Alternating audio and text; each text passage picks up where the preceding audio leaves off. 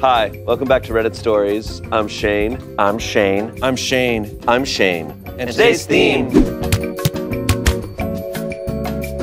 Found out husband is the one stealing shallots from neighborhood gardens. Okay. All right. Already kind of a fan. Yeah. Here we go. This has been going on for several years. I live in a small rural neighborhood with an HOA where the houses are spread apart, but neighbors are expected to keep their houses and yards nice. As with most HOAs, some members can get a little carried away with the seriousness of it all. There will be passive-aggressive emails about escaped dogs, shirtless runners, unsightly fencing, etc. It really annoys my husband. I just laugh at it. Well, a few years ago, the neighbors got together and made a community garden in the center lot. There were a lot of emails sent about this, a lot of drama. I don't remember all of it, but people would get upset if someone took up too much space with their plants, planted something unsightly, etc. So then we start getting emails complaining that someone was picking all the shallots/onions out of the garden. Some people thought it could be deer eating them. There were several theories. The next year, the same thing happened, and then people were also complaining that the onions/shallots were going missing from their personal gardens. This year, it started happening again, and people flipped out. All caps emails, demands to interrogate teenage residents, requests to put security cameras in the communal garden. 2 houses were hit, and then people started staking out in their gardens and putting up game cameras. It started out being funny because I'm not involved with gardening, so it was just amusing to read all the emails. But this year, people are getting really upset and wanting to get law enforcement involved. So anyway, you already know what happens. I walk down the bottom of our property that I don't visit often, and I find a lot of smashed onions and shallots. Like absolutely smashed to bits. It clearly took a lot of work. I went inside and told my husband jokingly, I think we're being framed for the onion heist. He got this really weird look on his face, and I had the realization and asked him if he didn't have anything to do with this. He confessed to me that he did and had been stealing the onions and shallots to spite the neighbors. He was sneaking out at night to do this. I asked him why, and he said he just hates them so much. Oh my God. I love that. I don't even know. This makes me really uncomfortable. The man is 31 and sneaking out at night to steal onions, and I didn't even notice. Why wouldn't he just tell me? Like, this has been going on for 3 years. It's not like he just did it once as a prank. I don't know what to do. Can anyone help me think this through? Maybe I'm overreacting, but I'm pretty upset. Okay, that took a turn, and I'm really upset about this too, because I was expecting her to be like, yeah, these onions have been missing, and meanwhile, my husband's steaks that he makes are just incredible. Like, Yeah. or just like the stews he's been making, oh. The house always smells so good. Yeah. Fragrance. What the I'm mad. I hate when people are just petty and wasteful. Like, you're stealing food from people just out of spite for 3 years? That's crazy. That's wild. That's insane. It's a lot of work. Yeah. He's So much work. He's like Batman, except evil. Yeah. There's more psychologically crazy ways to spite your neighbors that doesn't waste food. Yeah, for sure. I'm like, Especially an HOA. I mean, Oh, yeah. HOAs have far too much power, I will say. Like, they're a little unhinged, but I mean, there's other ways he could have done it versus like stealing food from people that they're putting hard work into gardening. Like, I had a garden with my grandma. That is not easy. No, Like, I love gardening, and I love onions and shallots. No, this hurts. which one do you like more? It depends on what you're making. Okay. It really depends. If you're cooking a steak, a shallot is really great with that. And shallots are good for some things, but it depends on the onions too. Yeah. Are these red onions, these yellow onions, white onions? They're all used for different purposes. yeah, you sound like a little chef over there. Well, Oh, little chef. I've been hanging out with Chef. Trevor. Yes, chef. I just love that she asked, like, why are you doing this? And he's just like, I'm filled with hate. I'm filled with hate. I'm an angry man. You need to get this guy a hobby. Dude, seriously, teach him how to cook. He needs a hobby. Well, but what do you do? Like, besides chain him up at night? Like, what Like a werewolf. do you do? Like, I mean, you get to that point where it's like, this isn't divorce worthy. This isn't like, Right. it's not that serious. But it's like, okay, like, honey, like, like- they got game cams now. Like, they're gonna get you eventually. Get him an onion costume. Ooh. He can be like the onion man. And now he's going to deliver onions to everybody. This is how we make it up. He has to pay them all back. Retribution. Yeah. I could get behind that. Right? Deliver That onions. seems fair. honey, I found an onion under my pillow again. I hate this. The neighborhood could have found him if they all got together and they're like, everyone was like all sitting around and then they put an onion in the middle. See who smashes it. And then the husband's just like, he just like goes out there with a mallet. This is hilarious. Some comments here. Here's what you do. You cover that evidence up ASAP. You're his wife, and sorry, but you know where the onions are buried, and you need to make sure there's no evidence left. Hurry. If they are that pissed, they will eventually find out. After that, you need to talk to him about how people now have cameras, and I bet you there's at least one person who hasn't told anyone they put theirs up. He can get caught now. He needs to put his bad boy ways aside and cool it for a bit. His bad boy ways. But a photo of him on a game cam stealing onions is so funny. It's really hilarious. That's so funny. Like a Sasquatch literally just like, oh great. My God. I think he could have a career as a PI though. Like these are valuable skills that he's attuned at this point. 3 years and not getting caught. He's, you know. He needs to level up to stealing diamonds at this stage. I mean, you know, if you're going to steal things, do it well, right? Yeah. Someone else said, stress can be a really dangerous thing. Some people drink, some are abusive under stress. Your husband is harmlessly facetious and kept you consistently entertained for 3 years without you knowing. I'd consider you blessed. That has 4,000 upvotes. Oh my God. So a lot of people see it that way too. Yeah, I wonder what happened. There's no update on this, but he does have to stop or he's going to get caught. Yeah. You could probably get sued. Oh. I feel like you can sue for anything these days. I don't know anything. I don't know anything about community gardens. I don't know the laws regarding them. Yeah. But at the very least, he will be shunned by this neighborhood. Yeah. If it is a community garden, yes, couldn't he take the onions because he's part of the community? My understanding of community gardens, though, is that it's a community space, but you plant your own. Oh, yeah. I wouldn't take someone else. Like someone else grows an onion, I'm not going to take it. But he went to private gardens too. Right. No. I know that. Yeah. I know that part of the crime. He got too greedy. He got too greedy. Too much. I just can't believe he smashed the onions. That's the part that I'm like, you know, it went to waste for 3 years. Or donate to a food shelf or something. So many ways. There's so many better ways. Bloom an onion. Oh. Come on. Come on. I know. Anyways, moving on. Hell yeah. Oh. Cameras have to be on no matter what. Fine by me. Don't mind the pump. Is this a poetry thing? Maybe. I'm a project manager and data scientist. I manage lots of different public health related projects. There is one project in particular that includes a really demanding team from a federal government department. I recently returned back to work from maternity leave. I work in my office 3 days a week. On those days, I have to pump breast milk at regular intervals for my baby. Luckily, I have my own private office and can usually just keep on working, emails, reports, etc., while I pump. I have a hands-free wearable pump, which is convenient, but still definitely obvious if I am wearing it. It pokes out about my shirt and is not exactly silent. Recently, we have a Zoom call scheduled during one of the times I needed to pump. Instead of missing the meeting, I figured I would just keep my camera off so I could wear my pump and still participate and listen. Heck, I was even in my office and not working from home. I felt like I was being a pretty committed employee. Meeting starts and a few people have their cameras off.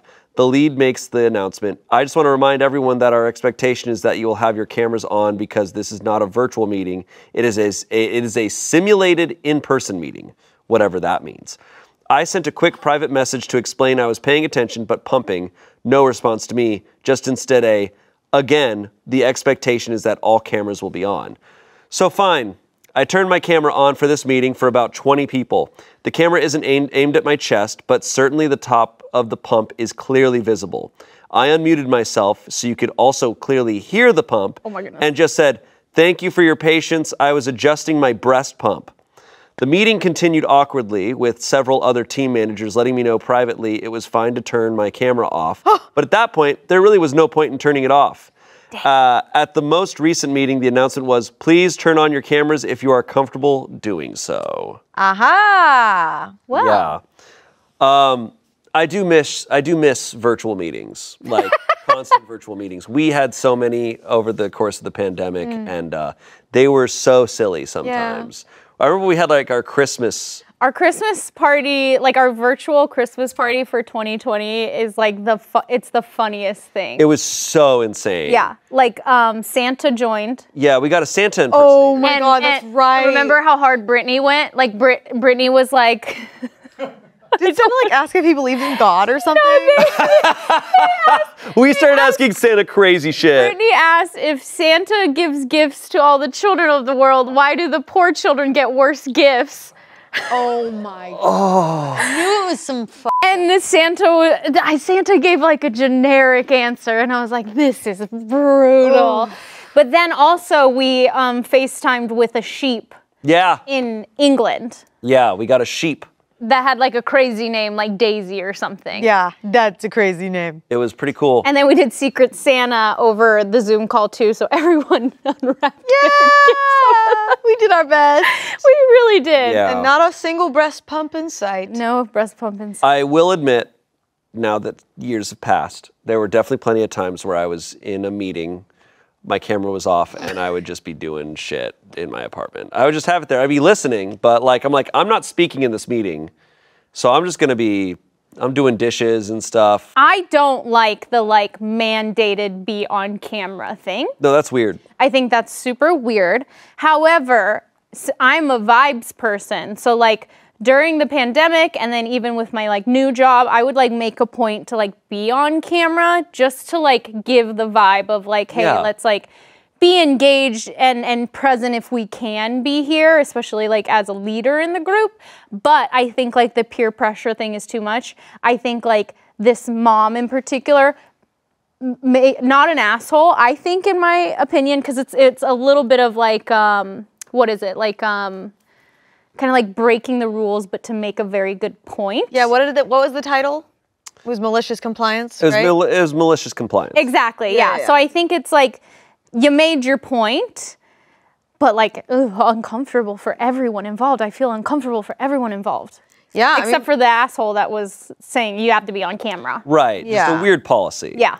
They had to learn the hard way, it sounded like. Because she tried to let them know that she wanted hey, I'm in this situation she didn't here. Understand, and so what's the point? What are you winning by forcing these people to be on camera? I don't think. Control thing, I think probably.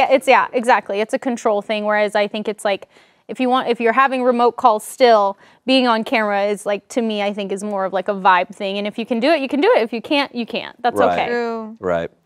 Some comments here. This is not a virtual meeting. It is a simulated in-person meeting. Yeah. My head hurts trying to figure this out. Someone else said, I work at a university and all of the faculty complain that their students don't turn on their cameras. And then we have a department meeting and none of those fuckers turn their cameras on. I am in person simulating. Simulating person meeting. Good evening. Guys, we're simulating a voice call meeting right now. That's the vibe. How's everyone doing? Simulating a chat. How are we today? Lastly, someone said, I read a similar story about a student undergoing chemo who was told they had to have their camera on. They had also privately messaged a professor to ask for a dispensation, explaining why. No response. Just a group message, cameras on or you'll be marked as failing. Okay, then camera on, cue shocked Pikachu face from the professor who had insisted on cameras being on. People are just, ugh. People are just, ugh. I think it's those, those people, those professors, those bosses who just they want to have that little bit of control, and it's super toxic. It's this is obviously a very easy ask, turn your camera on. But if you put human into it, if you put empathy into it, it's really just them trying to control, and that's when it gets really icky. Yeah, and I think a lot of them have this element of distrust for their employees. Yeah. Where they're like, she's probably lying. So no, you got to have it on. And it's oh shit, you weren't lying to me. Yeah. It's well, maybe just trust him in the first place. Exactly. I'm the type of person what you give is what you get in the universe. So it's if you're giving out distrusting vibes, then you're not going to have the respect and the trust back. Right. Mm-hmm. I agree. Kudos to her for deciding to keep it on despite being told that she could turn it back off. I mean, shout out to moms. That shit takes balls. That is so vulnerable. That's supposed to be a private health thing. Moms go back to work so early while they're still making milk. Yeah. F***ing badass. Every mom's a f***ing badass, and this mom's a badass. Mm-hmm. Definitely. And she's a scientist? What the hell? And a scientist. Smart, hot, and pumping? Let's Smart, hot, and pumping. Pretty cool. All right, next story. Am I the asshole for taking back the beer I bought for a party from which I was uninvited? Interesting. So like no one drank the beer, so you like took it. Well, they bought beer for a party and then they were uninvited, so they. Oh, he took it with. Oh, okay. Well, Yeah. Okay, from the title alone, I'm like, no. and from the title alone, no. If you're not invited to a party, you're not. But let's see why they got uninvited. Maybe they should have offered up the beer as offering. We'll see. Ooh, as an offering to the gods. Yeah. This happened just a few hours ago. I'm a 19-year-old man, and the people calling me an asshole are 18-year-old men and women. On Thursday. A 19-year-old with beer? What's I'm happening? 19, and they're all 18. Right. So, Sir, already. think about that. On Thursday, a person I had a major crush on in high school, but who rejected me, messaged me out of the blue. She had never contacted me without my contacting her first, and at one point I realized she had me blocked on social media, and so I found it odd that she was suddenly being friendly. After sending a couple of greetings/questions about how I've been, she said that she was going to have some people over and wanted to know if I would get the beer. The drinking age where we are at is 19, and she and the people who are going to chill were all 18. The liquor stores in my area all card. I thought it was silly that my being a month older meant I could buy liquor and they couldn't, and so I said I would love to go. She said, thanks, I'll pick you up at 7. 7 o'clock rolled around and she texted me to say she was in front of my house. I went out dressed and ready to chill with some people, and she drove me to the liquor store. When we got there, I asked what beer she wanted me to get, and she told me to get Budweiser. I hid my disappointment as well as I could, but it was her party, so I went in and bought 2 cases of 24. I got back in the car and she said, let's party, and she was eerily quiet. I noticed that she wasn't driving towards her neighborhood, but rather back towards mine. I thought she had moved or something, but didn't want to press the issue. When she turned down my street, I finally figured it out. She was being purposefully vague about the invitation because she wanted me to get the beer, but she wanted a way out, and she told me I wasn't actually invited in the first place. What? She stopped in front of my house, leaned over, kissed me on the cheek, and said thanks in her best voice. I deadpanned her and asked when she was going to tell me I wasn't invited. She feigned surprise and said that she never intended to invite me in the first place. I sat in silence for a long, awkward minute, picked up the beer, and walked towards my front door. She got out of her car and frantically tried to re-invite me to the party, but I told her that what she did was the most humiliating thing that has ever happened to me. I opened my front door, slammed it a bit too hard, and came back to my room. Now I'm sitting here drinking absolutely unpalatable piss water. And I have text messages from all of her friends and her asking me why I'm being such a dick. I don't think I'm the asshole for reacting the way I did, but if you haven't figured it out, I'm not amazing socially, so I'm not sure. Am I the asshole here? Oh, I feel bad for Yeah, him. that's like a movie type of scene, you know, where I'm crazy. like, are people actually that shitty? Damn. Yeah, she just sounds like a piece of shit. Yeah. Unfortunately. And he's a month older. You know, there's a part of me that's like, don't buy beer for minors, but Also that. I'm not gonna get too much into that. I guess he's like a month older than her. That's It's true. just like Guessing he's this just. takes place in Canada? I don't know. It's not something I can really relate to because in America, you know, the drinking age is so different that if you're doing that, it's like super sketchy. Yeah. But I feel bad for this guy. I mean, the idea of trying to use someone for a party they're not invited to, that whole basis feels wrong. I probably still would have left the beer. Really? Oh. Yeah, I think it's just not worth it. Just like, Interesting. this means so much to you. I think this was a shitty thing to do. Here's your beer, and I hope you enjoy it. Yeah. It's a curse almost. It's a curse and a blessing. I can certainly say that, I'm not proud to say this, but if I was in his situation, I probably would have too.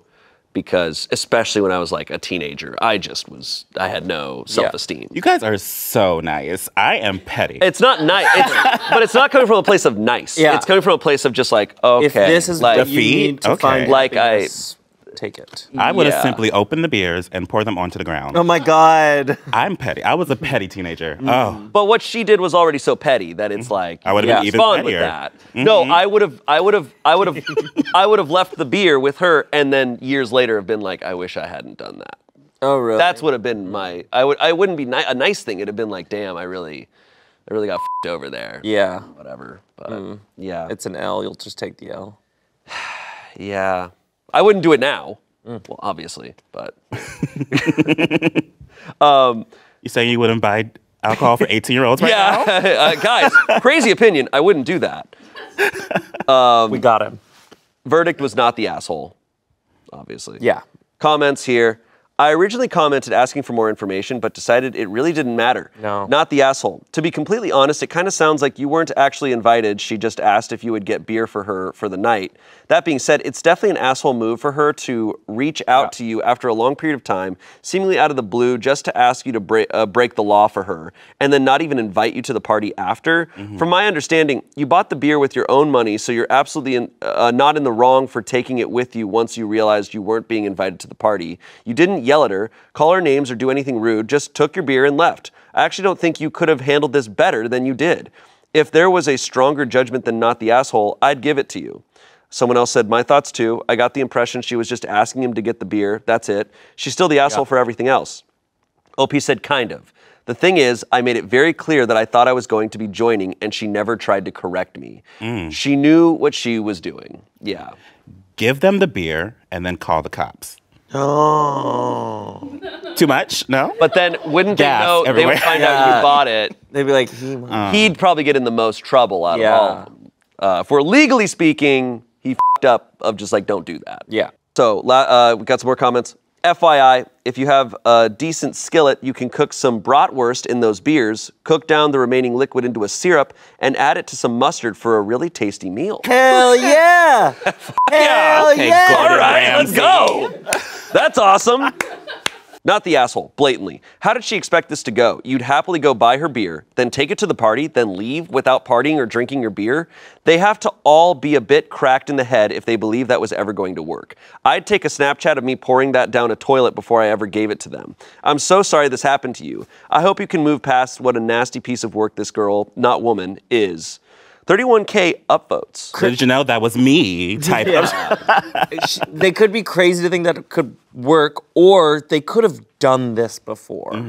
Damn. And that's probably more the case, because she had him blocked, so this is probably not the first time that she's done this. He was probably like the last resort. Yes. Probably, yeah. It's just so sad just to view people as like, just to fully use Tools. them. Yeah, truly just a tool. I'm like, that's so sad. Yeah. What a sad way to view the world. Yeah. I mean, 18, you know? Yeah. Hopefully they change. The last thing, this is kind of a side note.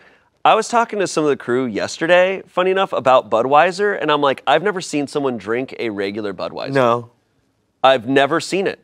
I've never once in my life seen someone drink regular Budweiser. It's always Bud Light. Yeah. I don't know. Observation. Let me know in the comments if you have had a Budweiser before. I want to know that it's real. Are you weird? Comment down below. Hey, comment down below if you're fucking weird, man. Bud Light is the light version of Budweiser. Yeah. Is it? Budweiser's got it's like it's got The red. Yeah. Yeah, I think Bud Light is the light version of Budweiser. I never knew this. Wait. Yeah. That's how little. Yeah. That's how rarely you see Budweiser. That's how little you see Budweiser. That's They sell it at stores, but I walk past it. I'm like, they are always fully Who's stocked. buying it? I don't know. Who's buying it? I don't know. It's the I've been same to football pack that's games and it's always- only Bud Light. Right. It's just a dusty pack in the corner. Please. Can I get the Budweiser? And the cashier's like, Everyone in the store just turns nobody's at bought Budweiser here in 50 years. Yeah.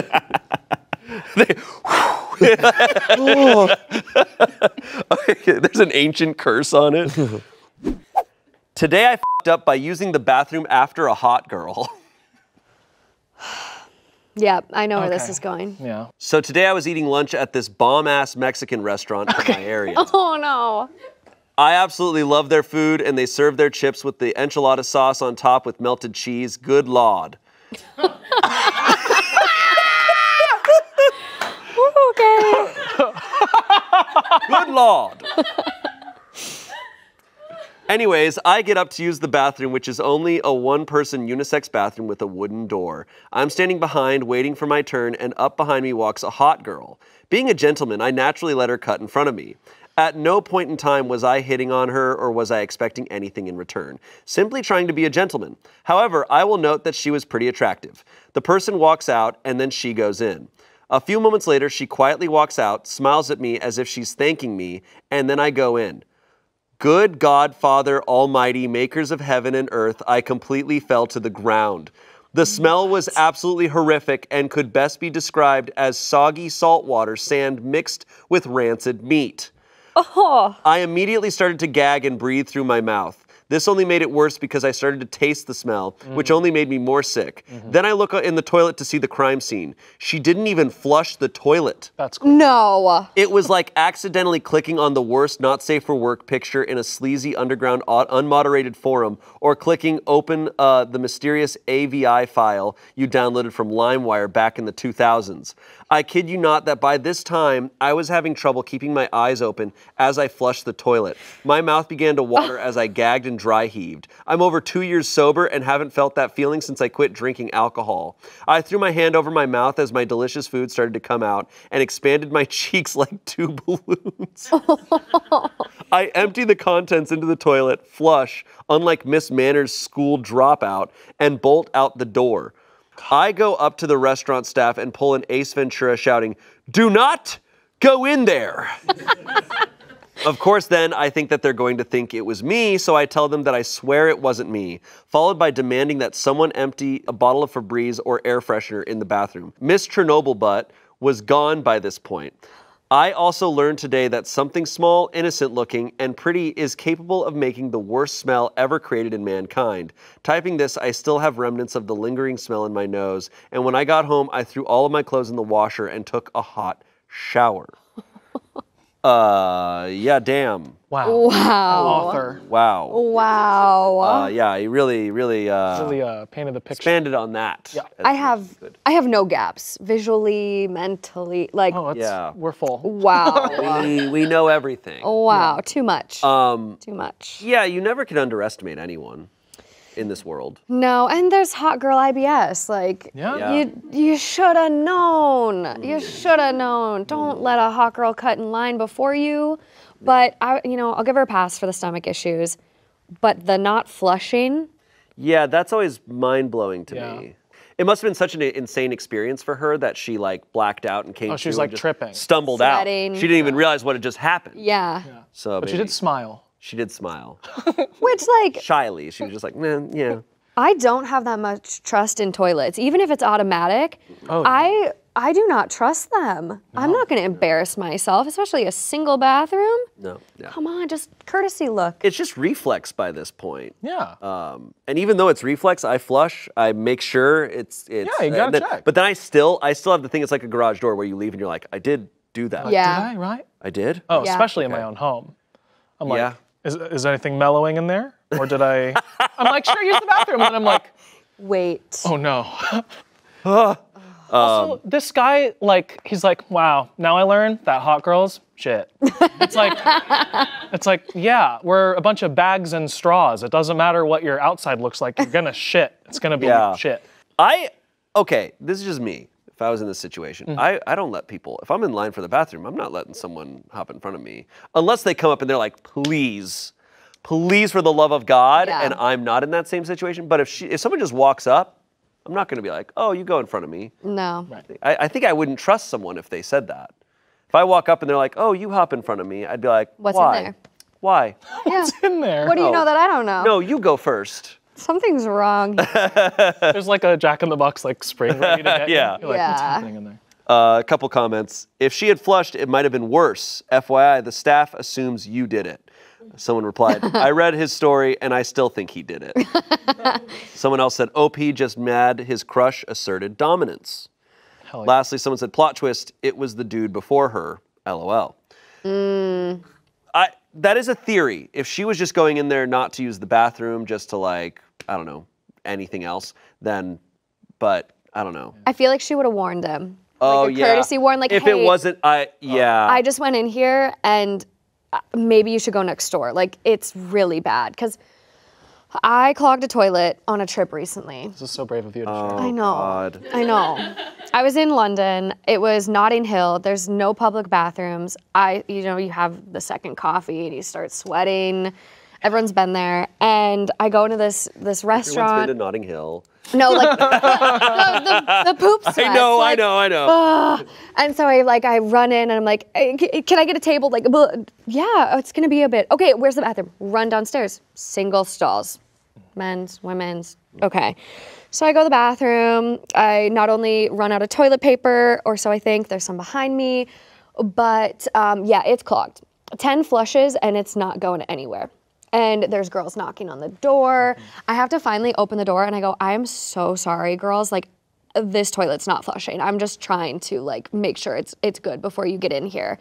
And you know, I do get it mostly good, but it was an old wonky toilet and there was only so much I can do, and I ran. I did not get anything in that restaurant. I ran out. I was like, these girls can't see me. I was checking the back of my coat for poop on it. Like, it was horrendous. It was the worst experience I've had with a bathroom in quite some time. You still did your civic duty of trying, though. I tried. You know, that's what's important. It's like a doctor tries to save a life. You know, you're a doctor. Yeah. I am a doctor, actually. Yeah. No, like, actually. Actually, You're actually a doctor. Yeah, I have a doctorate in occupational therapy. And not in Reddit. No. It's crazy. We should create that, though. We could partner on a course. Yeah. Oh my God, I'm in class right now. With my bachelor's degree, where I can really help out. Can I be your first student? Yeah. Okay. All right, moving on. Am I the asshole if I don't want my husband shadowing me at work? Okay. This is recent. This is from like a couple days ago. This is going to sound complicated, so stick with me. My husband, who's 44, and I, 39, have been married for 20 years. But the last few years have been incredibly rough due to multiple issues, such as our sons both going through major health issues. One issue is that I feel like he's smothering me, and when I tried to explain that to him, he became furious and started telling me how awful I am. Oh. Our entire lives together, we have worked together the majority of the time. Almost always, that means separate departments and little interaction. When I say this, I don't mean all in one place. I mean, I started working at a major retail store, and a few months later, he started there. Oh. I started my degree, and the next semester, he started his, identical to mine. This went through 2 degrees. I am now in grad school, and sure enough, he's asking me to start the process of going to get him enrolled. When I gained my bachelor's and began working at a museum career, he began volunteering there on his days off, but would take over tours and conversations. When I told him to stop, he blew up and said I'd embarrassed him. When I took a second job at a factory, he also wanted to work at the factory. I quit the factory, as planned, last month because I just wanted extra Christmas money. He got mad because he said I abandoned him there. He's since quit and gone back to the retail job, but all he does is complain. The manager at the factory and I still talk, and she said they'd accept me back anytime, but pretty much said they don't want him back. I am still working at the museum and have started substitute teaching a couple days a week. I love it. Now, he wants me to help him get started subbing, and I'm trying to avoid it. He asked if he could shadow me one day, and I told him no, due to security. He messaged the principal and got permission easily, and was pissed that I hadn't even asked. I am trying to avoid it, and he's saying I'm an a-hole for not taking him with me. Is he right? What the f is going on here? Brutal. I've never heard of anything like this before. I mean, where he just literally follows her to every job and gets her job also. It's been happening for 20 years. They've been married 20 years. That's so interesting. I don't think she's the asshole at all. Like, what the hell is he doing? No, I mean, she's expressing her boundaries. But this, It's like definitely giving like younger brother energy. Like, it's like if you had like a younger sibling that like when growing up when you're like 7, 8, 9, like they just my little brother would like copy everything I did. Right. And that's like, you know, you're at that age you're trying to like define yourself and find yourself, and you don't want this like little kid copying you. But now that they're like in their 40s, married 20 years, like, ooh, that's tough. And I think it's like, you know, and maybe it's like just different attachment styles, but like I've been married for 5 years now, and it's very important to have 2 separate lives outside of the marriage, because it's like you're still 2 very different people. And like that, I think that's like always a tough thing, is like when you're married, you feel like, oh, we have to do everything together. We're building this life together, right? This like big thing together. But like ultimately it's 2 separate people that need to find their own happiness within the umbrella of marriage. And so for me, if I had to like work with the person, eat with the person, sleep with the person, then vacation with the person, then weekend with the person, like for some people that might work, but like for my marriage, that wouldn't work because I still have things I want to do on my own. And like, you know, you need a little time apart. Like too much time with one person, that's a lot. And it's not even just like they're in the same place. It's like I started my degree and the next semester he started his identical to mine. Like, it's like, what does he want out of life? I can't help but like feel like it comes from a controlling place. That's what I was gonna say, but I don't have no psychology degree from ASU Online, but Doesn't do anything. Right? But it really does. It feels like because to get to the point where OP is taking museum tours, giving tours,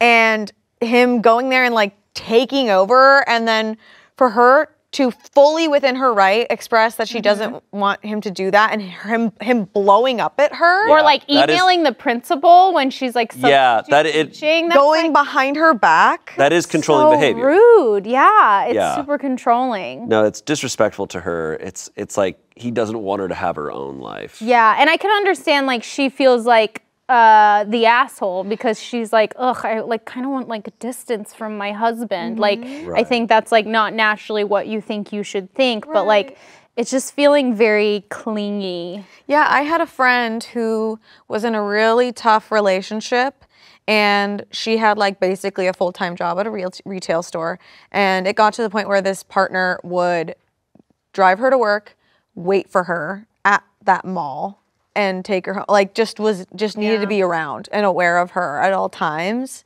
And it was really scary. Like it probably comes out of insecurity, right? But it's very much like you know, sometimes when you hold on to something tighter, it runs away like cats. Like you're trying to be like, cat, I love you, and it's like I want to get the out of here. Yeah. So like you got to let the cat come to you, and like that kind of thing. So I think this might be a situation where he might be thinking like, no, I need to be in every part of her life.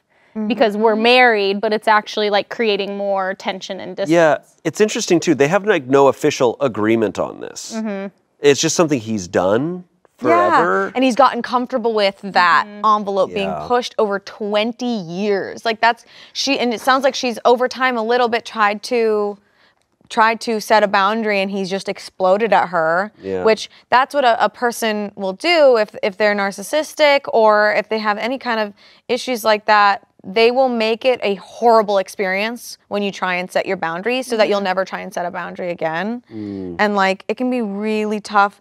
And for that to be going on for 20 years and she just like doesn't know what to do anymore, it sounds like it's getting to a wild level. Yeah, for sure.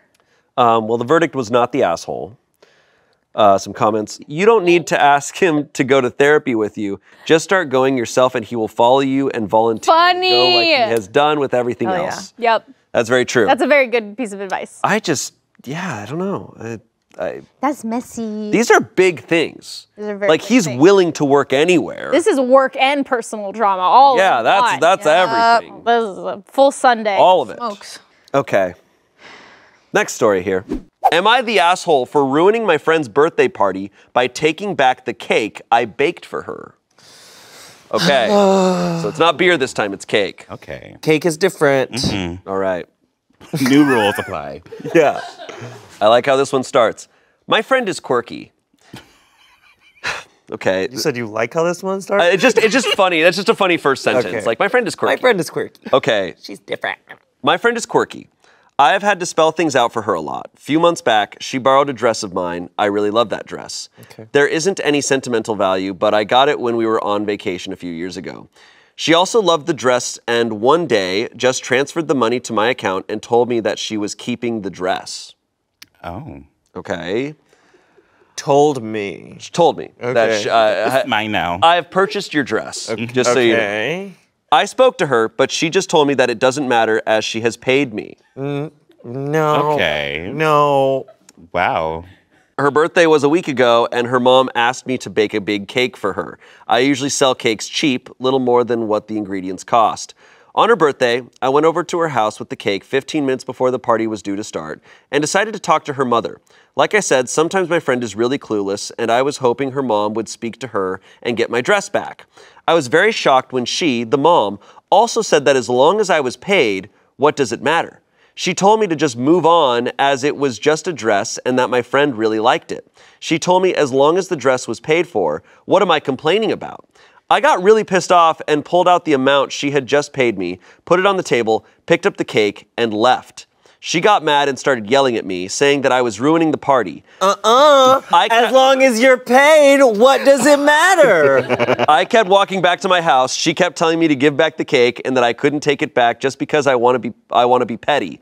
I just asked what was she complaining about as I had paid back the money. Right. My friend ended up having a cakeless 16th birthday because of this. Yeah, that's a fascinating way to do things. She got a real good with her own medicine.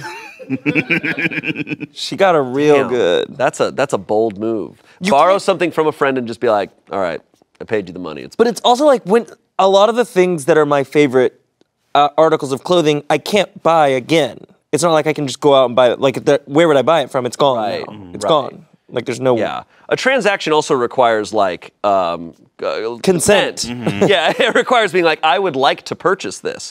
I will sell this to you. I will sell this to you, good sir. They just completely negated that part of it.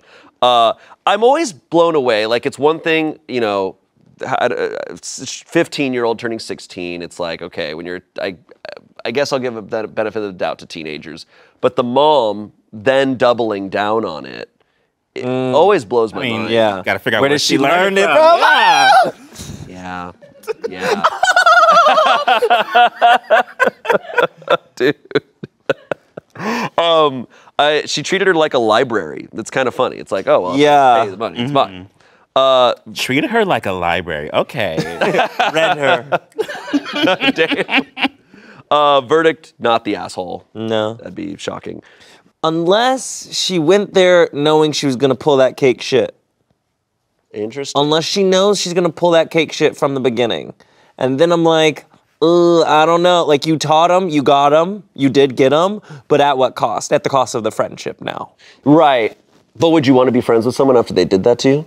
Maybe not, but you're the one who pulled the last trigger. I don't know. You pulled the last cake away. You pulled the last cake away. I'd say at the very least that's even. Like, you're just kind of like, all right, we're both there. I don't know. The stakes are higher. It's her birthday, and it's 15 minutes before. And it's her 16th. That's a big one. I would say no, because she went there and she talked to the mom. And she said, I went there and I was like, hey, can I get this dress back? So that gave him a chance. And the money, and the mom, she didn't have the exact amount of cash on her. No, the mom just refused. The mom was like, no, she paid you, so it's... Yeah. So then she was like, okay. Oh, but you're saying she had the exact amount of money. Yeah, she did it. That's a backup plan. The mom gave, yeah, exactly. Yeah. The mom gave it to her, so she just gave it back. Yeah. Oh, okay, yeah. If she would have come in having the exact amount of money. Right.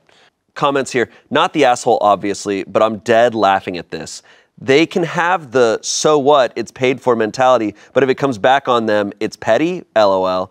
Someone said, I would just get $200 in singles and go shopping in their house. I would collect the TV remote and leave $20 in its place, grab the laptop charger and leave another 40. Frames of family photos, drop another 10. Handles to their kitchen cabinets, $2 a piece. Caps to all their pens, $5. Are TV remotes really $20? No, that's a nice ass TV. Maybe Damn. Apple TV remote. That's the one from Click.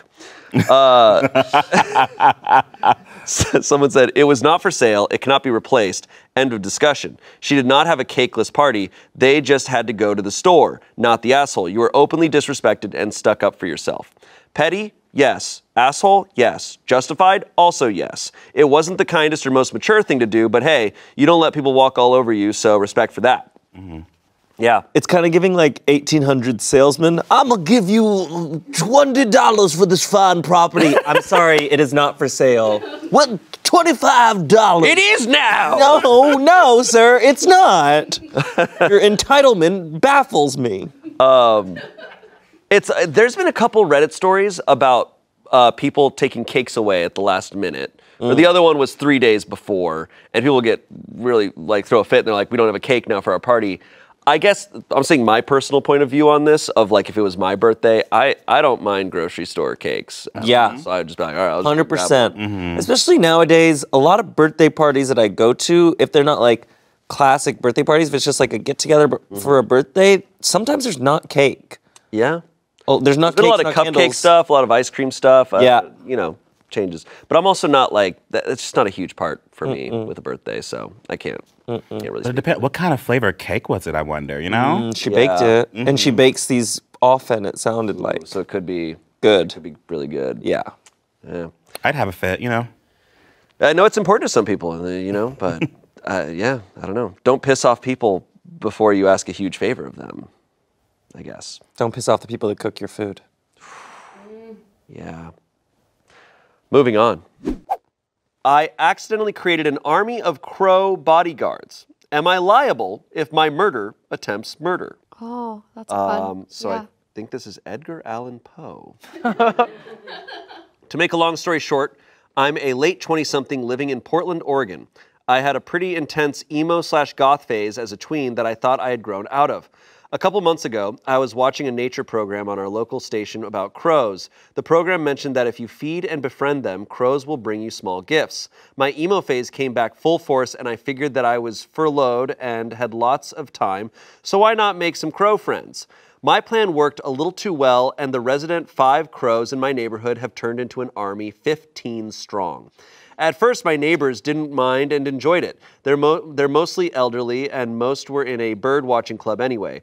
They thought the fact that I had crows following me around wherever I went outside was funny. Lately, the crows have started defending me. My neighbor came over for a socially distanced chat, me on the porch, her in my yard, and the crows started dive bombing her. They would not stop until she left my yard. They didn't make physical contact with her, but they got very close. Am I liable if these crows injure someone since I fed them? I obviously can't control the crows. I would rather them not attack my neighbors, but since I technically created this nuisance, could I be financially on the hook for any injuries? To be clear, they're not aggressive 100% of the time. If just the neighbors are out, they are friendly, normal crows. They only get aggressive when someone gets close to me or my property. TLDR, I have turned into Moira Rose, Queen of the Crows. My inadvertent crow army has gotten aggressive towards others. If they hurt someone, could I be held liable? Also, I did not train these birds to attack. Also, thank you all for your awards. I'm glad my stupid decisions bring you joy. Please consider donating that money to your local Audubon Society instead. Wow. Well, I'm not a lawyer, so I can't give that advice, but I am a fan of crows, and I think that's Yeah. awesome. And I will say, during lockdown, I attempted this same exact thing. You did? I would go to the park with blueberries in my pocket. I'm not kidding. I would go to this. I would walk. This is the most wholesome thing I would you've walk to ever this. said. No, it was like my lockdown goal. I love this for you. I would walk to this park and I would read and stuff, and I brought blueberries with me, and I was like, okay, and they were just always perfectly not there whenever I went, but I knew. But there was one time, and I threw a blueberry to one of these crows. It ate it, flew away, and then like 20 minutes later, it showed up again. I was like, oh sweet, like I'm gonna start getting this. Yeah. It just never fully panned out, but this is truly one of my dreams. I want to try. I'm not kidding. I would love this so much if I could have like crow friends that brought me stuff. And Why haven't you actively kept up with this? well, now there's just not a place nearby me currently where I could, where it could happen. You know, it's Right, tough. yeah. It's tough in the city too. Yeah. Like, you know, it's a little too like in front of other people trying to do it. Like, You're if I lived in, I need a little bit. I'd want to do this in secret so that nobody knows that I have crow friends. well, then you can use it to your advantage, right? Exactly. No, I want to live Bodyguards. I want to live up in the mountains, befriend all the crows there and all the woodland creatures. Yeah. Okay, And Disney Snow White, princess. That's- basically. Hey, look, a man can dream. Yeah. All right. But yeah, they bring you stuff. Some people train crows to bring them money. So I'm gonna do this actually. Okay. I think your problem was the blueberries. I hear they like peanuts more. I tried almonds that Nuts? they didn't like almonds. No. But the blueberries worked. Okay. The one time. The one time. They had the blueberries. Yeah, I want to do this. I want them to bring me like gifts, like jewelry they find on the street, maybe some coins for a parking meter. Like I'm with you. I want this. I want it so bad. I think they like shiny things, if I recall. They're like, oh, he'd like this shiny thing. Here you go. Yeah. Yeah. Yeah. They understand us. Yeah. They're so smart. They're super so smart. Have you seen them do puzzles? Yes. Yeah, and they use tools. They also are good Yeah, at, they know how to use And tools. they hold grudges. They do. Edgar Allan Poe. I don't know. I don't. Yeah, they talk. I don't think this person would be found legally. I don't think viable. so. I'm not a lawyer, but I do have an opinion for no reason. Yeah. Yeah, I don't think so, because it's like you They're can't. wild animals. Right, exactly. Yeah. Yeah. One time I was walking through a park, and this was in college, and this has nothing to do with anything, but it did I went through a inspire. park and I saw this guy. And And there was a squirrel, and I was like, oh my god, what if I could like make friends with this squirrel? And so I went like, or like I made some kind of sound, and then within I would say 20 seconds, about 15 to 25 squirrels came down, and they were all like, oh, dude. and I was like, oh, I'm gonna get killed by squirrels. So you can't do it to squirrels, but you can do it to crows. There was a squirrel. Okay. There was a squirrel that I would see often. This was forever ago. I also have a squirrel story. Most of these episodes, I don't have a story to share. But I'm just like, for some reason, this one, I'm like, oh, I got a squirrel stories too. Oh yeah. But there was a squirrel that would like show up, and it was just a super friendly squirrel. And one day I was just like, I didn't have anything on me, and I wish I did. If I'd had like some nuts or something, but it got super close, and I just kind of like reached out my hand. I was just like possessed to like be like, will this squirrel run up my arm or something? But I think the squirrel was like expecting me to have something, and it walks up to my hand. It like grabs my hand, and then it like grabbed one of my fingers. It was just like, how? Put it in its mouth, and I was like, oh, fuck. I was like, am I gonna get rabies? But it didn't like bite down. It was just like, what is this? Soft. It literally just went like, huh? A soft nibble. Yeah, it was very sweet, but You I was like, are Snow White. Right? oh, yeah. We're in the presence of Yeah. royalty. It's crazy. Wow. Yeah. Some comments here. They are resource guarding. To stop them from attacking people, ask guests to bring shiny objects or food scraps to the murder of crows as an offering. You could also supply your guests little baggies of treats for them to offer up. If they dive bomb someone, don't give them food for 24 hours. If they are nice to a guest, give them a high-value treat to reinforce positive behavior. Advice from my partner, she was a field biologist that is published in biology/ornithology. 21,000 upvotes. Okay. Okay. Literal crow scientist. Right. Yeah. Someone said, it would take quite a stretch for someone to make a winning case that you were negligent by feeding the crows that you're feeding the crows, and that you're feeding the crows was the cause of whatever injury occurred. Right. A stretch doesn't mean impossible, though. Make sure your homeowner's insurance is up to date. So funny. 5,000 Oh my upvotes. God. Someone said, this is my favorite thing I've read in my entire life. You'd be no more legally liable for feeding a stray dog that happened to get dangerously close to random bypassers. That is I just think they should put a throne out on their front Yeah. porch, and they should be there. And then if people walk up, it's like, what is your offering? Feed my crows. Very well, you may approach. Like a crow lands and it's like, he's okay, you can let him through. Yes, very good. That's my dream.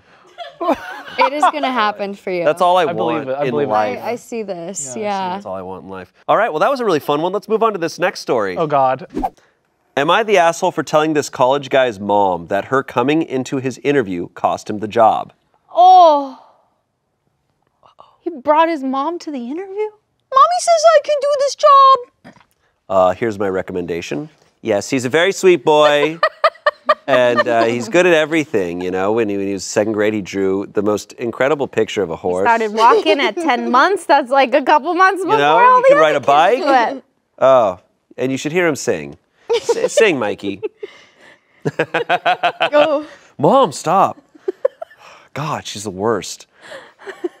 I am a hiring manager at a tech company, and I was hiring for summer internships a little while ago. Oh. We had a guy, about 19 years old, applying for a summer internship between his freshman and sophomore years of college.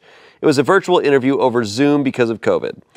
A minute or two in, when I was introducing myself, his mom came in and introduced herself and started talking about her son's work ethic.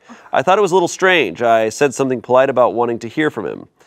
She just didn't get the hint and kept coming into the camera frame during the interview and interrupting her son to answer questions for him. I asked a few technical questions, which he seemed to answer well, and then cut the interview fairly short.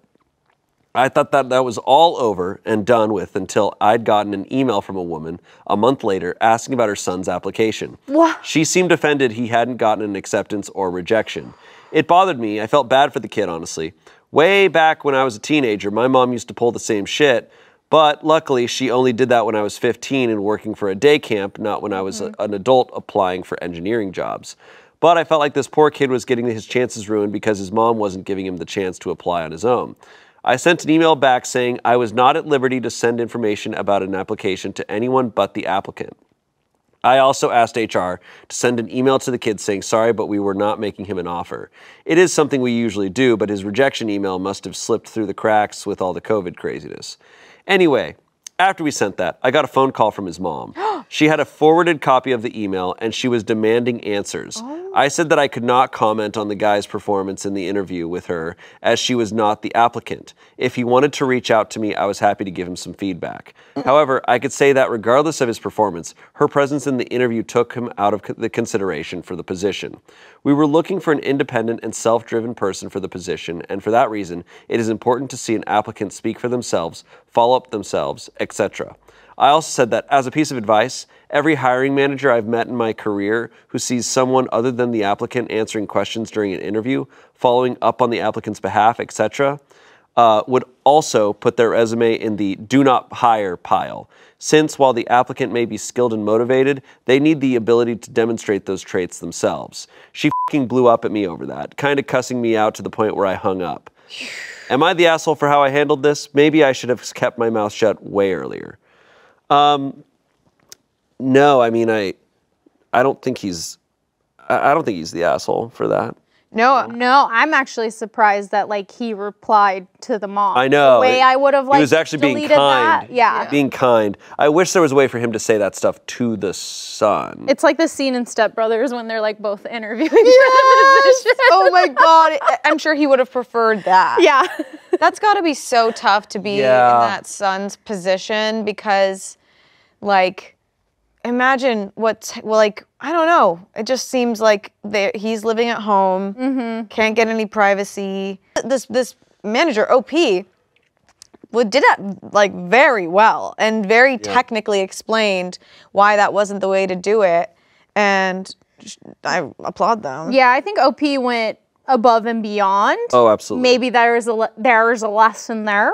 To learn of, not all good deeds go unpunished type of thing. So I think this person was like, yeah, I really want to like help the guy and give feedback. But like, I think we've all experienced like a unself-aware mom. Yeah. And like, this is exactly what this situation sounds like. Not worth his energy. This poor kid. Yeah, I feel for the kid. His mom is just like not giving him a break. Yeah. What I hope this guy does in the like if for some reason this ever happens again is during the interview be like, I'm sorry, nobody else is allowed to answer these questions. I'm sorry, this is a job. It's no different than if you were in a job interview in person and someone else walked into the job interview. You'd be like, I'm sorry, this applicant has to be by themselves. Yeah. 19. Yeah, rough for the kids. Probably I'm sure the kid's upset about it too. Probably so embarrassed. Just doesn't. I think it's it's a tough age because he's super young and trying to get his own footing in his life, but he's still living at home with his mom, and this mom is clearly very controlling and like. That's not normal behavior in any sense. Not healthy behavior as well to be emailing on an adult. This guy's an adult man. He's being treated like a kid, and like there's that self-fulfilling prophecy of like when you treat someone that way, like you're his parent and you're treating him that way, but don't you want him to grow up and be an adult, but you're treating him like a kid? Push him out of the nest at some point and let him like, fly.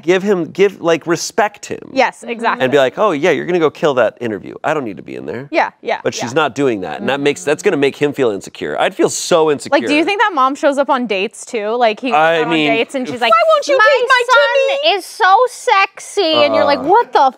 Oh, what the f, Jesus. dude? Like, what the hell? Yeah. Try to move out if you can get a job. Yeah. Oh. I mean, just let him get a job. Yeah, just like let him it's not even about moving out. Just like let him live his and it's life. not even like for like an ice cream shop. It's an engineering job. I know, and they asked him technical questions, and he knew him. He's clearly capable. Sucks. The verdict was not the asshole. One of the comments here, not the asshole, it's probably better for the kid you told her directly, seeing as she clearly does not respect him enough to believe him if he disclosed she cost him the job. She snapped at you because you gave her feedback that painted her in a poor light, and she thought she did her son a wonderful favor. You're probably the first person in a while to stand up to her.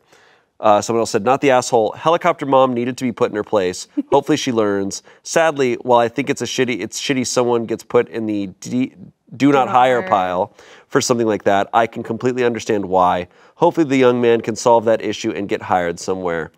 Lastly, someone said, bruh, not the asshole. I feel so bad for that poor guy. Not for the job per se, but for his controlling mom. But you just did your job, and she deserved the cold shower and a reasonable dose of humility. I just don't know if she's going to learn. I don't know if she sounds like a mom that's like gotten feedback. I don't think she's ever going to change, though. Yeah. Is my just like. And if this was like, they said it was during COVID time, right? So it's like if she's interrupting the interview, she's going to be interrupting every meeting going forward. That's true. Oh my God. You're hiring her. Yeah, you really are. That's awful. Who knows? Like this manager giving her that feedback that she may or may not have received made her blow up. Odds are he heard that phone call. Seems like they're near each other quite a bit. But like hopefully that could have been some kind of catalyst between the mom and the son to like change the rhythm of things. All right, moving on. Am I the asshole for not inviting my friend to my party because she would ruin the aesthetic? Oh my God. I'm going to say you're the asshole based on that sentence. The theme is winning, and sorry, you're. The theme is hot girls, and like You're just not. Oh God. Okay. All to count because I don't want my friends to see this. Okay. I, a 29-year-old woman, started a small online book club for book lovers in my city about a year ago. I know it sounds a little nerdy, but it's not like that. We're all just some girls who like to read and share our thoughts, especially on historical fiction. Nerd. I like historical fiction, okay? Well, I've been seeing a lot of those book balls on TikTok recently where people throw huge parties where everyone dresses up extravagantly in ball gowns and those intricate masks and parasols and whatnot, and thought it looked super fun. Only there weren't any being held anywhere near me, so I decided to hold an intimate one with the girls from my book club. There are about a dozen of us, and we've met up multiple times, so we're all good friends. One of these girls is a close friend of mine. I'll call her Sam. She's 29, and she does not like to dress up at all. She's always in sweats or athletic clothes, never does her makeup or hair, just doesn't really care about her appearance even for formal events. I remember she skipped our prom and wore jeans to our ceremony, which is fine. She's a beautiful girl, but I didn't want that at my ball, so I didn't invite her. I sent out beautiful invites that I spent a good chunk of money for, rented out a small hall that fit my budget, catered, and only asked my friends to pitch in about $20 each to cover some costs. Everyone bought beautiful, extravagant gowns and accessories, and I got even more excited. Well, eventually, word somehow made it to Sam, and she asked me about the event. She asked if I was really hosting an event for the book club and not inviting her, and after hesitating, I said yes, but only because I know she would never wear a ball gown or put effort into looking good. Oop. She said she was upset that I wouldn't want her there even if she wore her regular clothes, and I told her that's not fair, that I put in all this effort for a beautiful event where everyone can be a little extra for one day, and I didn't want her to ruin the aesthetic. She hasn't spoken to me since then, and the ball was 2 days ago. A success, by the way. Everyone looked amazing. Am I the asshole for not inviting her because she would ruin the event? Damn. Should I not invite my raggedy friend? She didn't even tell her. That's the problem. She removed the choice. She thought so little of the friend that she didn't even ask, hey, this means a lot to me. I need you. I would want everyone there to dress up. I'm going to invite you, but I need you to dress up. If you don't want to dress up, I would prefer you not come. Yeah. Because these are the terms of my party that I'm hosting. Right. But to remove that choice, and I mean, if she worded it like that, that's so fucked. Yeah. You know? And she's like, I know you wouldn't dress up. Well, you didn't give me a choice, so you actually don't know that. Exactly. I think she's the asshole for sure. I think also people have their different vibes and different ways of dressing and stuff, and some people aren't comfortable with dressing certain ways. I think it's a matter of, it could also be a matter of like, hey, I know you don't want to be in a ball gown, but what's the heightened version of what you like, you know? Or can I help you find an outfit for my party that I want you to come to? That you would feel comfortable in. That you would feel comfortable in. Right, right. Yeah. Oh, that's so sad. So yes, she is the asshole. Not for not inviting her, for thinking so little of her friend that she wouldn't even try. Yeah. Or not offering help. No. Assuming makes an ass out of you and me. Oh! There you go. And the verdict, the verdict is asshole. Some comments here. You're the asshole. I would have sent her an invite and said that the attire was mandatory. That way she could have chosen whether or not she wanted to attend. And if she didn't, no loss to you. If you two are as good of friends as you say, then you should have at least told her about it so she didn't hear it from anyone else and feel left out. Yeah. That's so true. I don't understand the concept of not inviting someone and being like, they're not going to hear about it. They're always going to hear about it. And then also, that could be a conscious choice as well. A lot of people, I feel like, don't make big decisions like that. They make subtle decisions that say, like, this is how I feel about you, without having to say, this is how I feel about you. Yeah. You know, this is another one of those stories, I've said this before, where, you know, I mean, the contents of this story makes her the asshole, but there's a lot of times where, even if she had asked her, the way she's writing about her friend also makes me just feel like you're an asshole. You don't respect your friend. Yeah. Like, is this your close friend or not? You know? Another comment, this one's interesting. Someone said, everyone sucks here. You should have at least given her a choice and opportunity to dress up by inviting her, and she needs to understand dress codes. It might have been a you're the asshole had it not been for her reply where she was upset that I wouldn't want her there even if she wore her regular clothes. People can cry, people aren't aesthetics all they want, but if y'all are paying for and creating a whole event dedicated to dressing up, she needs to understand she can't show up in a jeans and t-shirt. It's not appropriate and it's disrespectful. Don't want to follow the event-themed dress code? Don't go. You wouldn't show up to a wedding in swimming trunks and a tank top. Yeah, I mean, that's, sure, but we're dealing with a what if there. Yeah. You know, I mean, we also don't know the exact wording of this conversation, what she said back, and like, she was so hurt, she was probably just like, you just didn't want me there at all. Yeah. Lastly, someone said, not the asshole, not everyone gets invited to every event, especially if it's an event that not everyone would be all that into. She didn't attend prom, presumably because she didn't want to get dressed up for it. And since the dress-up costuming was the major theme for this event, it's okay to not invite those you didn't think would enjoy the event. I still disagree. Like, you're all part of this book club. The whole theme, the whole basis of this is like, oh, these book club people do these things. Invite them, but just let them know. Yeah. I agree of just giving them that choice. These are the terms. How do you guys feel about dress codes for parties? I love a dress code. Yeah, I love a good dressing up moment. And I love a good party. It's also so annoying when people blatantly disregard the dress code. Because that's disrespectful. It is disrespectful. Yeah. And the dress code is there for a lot of parties as a topic of conversation. Like, I went to a wig party a couple weeks ago, and every time someone comes to the door, it's so exciting to see their wig and get to talk, and you feel so free because you're like, I'm wearing a wig and it's a topic of conversation. Why'd you choose that wig? So when people didn't come through the door without wearing a wig, it's very like, oh, now not only are you not adding to this, I feel self-conscious about what I'm putting on my head now. Interesting, yeah. Because you get to look like your normal hot self, and I'm wearing this Jerry curl blonde wig. You can be hot in a wig. Yeah. And you know, I agree, and I'm someone who, I don't love dressing up.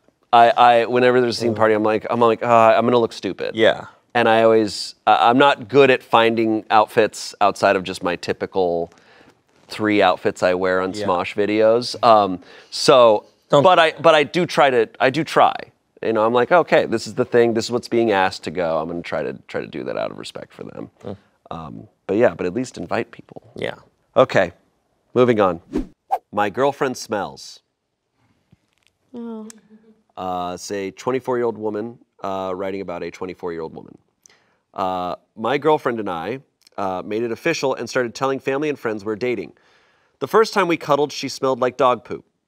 I didn't want to put my nose near her, and that's the only thing I could think about being close to her. I pushed it aside. We made plans on the fly that night, and I didn't think too much of it.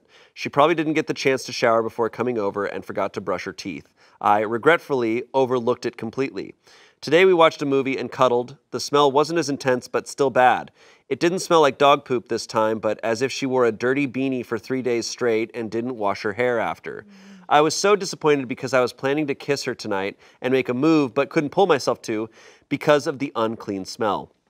What do I say to her? I really like her, and I couldn't break up with her because we just made it official. She's kind, caring, understanding, funny, and a joy to be around. I don't want to hurt her feelings, and I definitely don't want to break up with her. I see a future together, but I need something to change. Any words of advice? Got a big edit here, bigger than the original post. A lot of people seem confused, so I'll clear it up a little bit. We've hung out a lot the last few weeks, 3 times a week, and I drive in my car everywhere we go. We've hugged a lot, and I never smelled her in any of those moments until we were up close and personal. The only times I ever smelled it were those 2 times I put my head on hers. A lot of you mentioned it could be her diet, her hair, her shower habits, her mental health getting the better of her and being unhygienic, her pets, her shower/shampoo/body wash products, or new piercings. She has diagnosed gastroenteritis and something else with her gut, so she has severe digestive issues that cause chronic pain and can't eat certain foods and has a hard time eating in general. This also leads to mental illnesses, but I don't think it's a lack of shower. I think it could be her hair and maybe not washing it as often, which makes sense because she has very, very short hair. She has 2 older dogs, but when I've been at her house a few times and nothing suspicious came up, she's not a dirty person and she takes care of herself. She has ear piercings that are healing, so maybe that too. So there's probably a lot of contributing factors: eating habits, living with pets, digestion issues, and maybe she's not washing her hair a lot, or new healing ear piercings. It's a sensitive topic, and I'm taking her out later today and mentioning something. I'm going to say I'm allergic to her hair shampoo and ask her to please change it. She's very kind and understanding, so yes, the conversation will be embarrassing and uncomfortable, but I will support her the best I can and be understanding and accommodating as much as she has with me. Then I guess we'll see what goes on from there. Thank you for the positive comments. I know this isn't uncommon in partners, and after reading your advice, I know how to address it. Much appreciated. So wait, is the saying she's allergic to her shampoo, that's a lie? Yeah. Yeah. She's gonna try to like do it case by case? Oh my gosh. You're building up a million lies then if it's not I the hair. know. Yeah, no, that's not gonna work. She No. needs to, I mean, It's hard because if you're going to be really like, tough. Yeah. it's like, hey babe, you're a little stinky kind of all the time. Then it's like, if I receive that information, then it would be very hard not to think about all the time I'm with my partner, am I stinky? Yeah. yeah. But at the same time, if your partner says, hey, you're stinky right now, then you know that they would tell you when you're stinky. Right. So you don't have to Yeah. think about that. Right. I'm just confused, like, is it the hair or is it actually like breath and like gastro, like reflux type things? Because like if she's got extreme like GERD problems or gastroenteritis, it's like that sphincter could not be working correctly. And like the bile, you could be smelling stomach bile is what you're smelling. So it's confusing for me how it's like, it's hair, but like, is it breath or piercings? Because then I start thinking tonsil stones. Have you heard about those? I learned about them about a year ago, and I've been traumatized ever since. I haven't heard about tonsil stones. Do I want to hear about tonsil stones? I have a mining tool. I got like a little, it's like a pick on it, because I was so scared about them, so I check, and I got one out once, and they stink. Yeah. Like they are horrendously smelling. Damn. Yeah. So would I know if I have one? Yeah, just look at your tonsils later. You can use your phone flashlight and kind of, and But it'll be noticeable. you should notice, yeah. Okay. There's worse things, and there's an easy way to just be like, hey, like, you know, I know you have stomach problems. Your breath is kind of bad. Like, it might be something to talk to your doctor about. Yeah. It's so Versus scary. lying. I've never, I don't have a great sense of smell. So I've luckily never had this situation where I've had to tell anyone because I've never really noticed it or Yeah. been bothered. I'm also just unbothered by it. Yeah. At the gym, sometimes I notice like someone it'll be like, damn, that's intense. But I just don't care that much. No. But if it's your partner and you're cuddling, you're trying to relax, Yeah. I get that. But I would be mortified to have to tell someone. It's very I'd feel so bad. It's rough because it's new. If it That's was what's like, hard. if it was like Yeah. 4 years in, you could be like, hey, babe, get a little stinky. You Let's smell. figure it out. Yeah. Because then it's like, we're together. You know, we're in this together. Right. But this is like brand new. So it's like, this is the foundation of this relationship. Yeah. It's hard. It's hard. I don't know if there's like a clear answer besides like, just talk about it. It's all, the answer to everything's kind of like talk about it. Yeah. But you do wonder, like, is the lying the better answer now versus, you know, honesty best policy? Because can you move forward together even after this? Exactly, Like, is she going to exactly. be too embarrassed? Right. And I don't know.